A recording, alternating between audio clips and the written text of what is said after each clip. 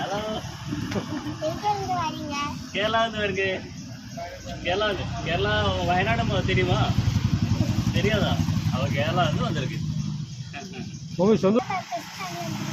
ഇത് ഞങ്ങൾ ഇന്ത്യ മൊത്തം ചുറ്റിട്ടാറ് വന്നിருக்கு. ചുറ്റി பார்த்து படிக்கிறதுக்கு.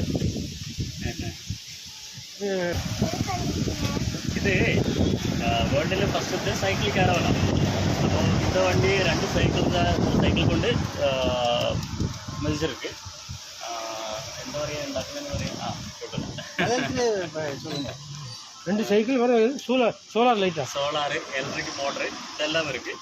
இது நாங்கள் தூங்குறது தானே. இது பெட்ரூம். நீங்கள் மறைச்சிட்டா தூங்கலாம்.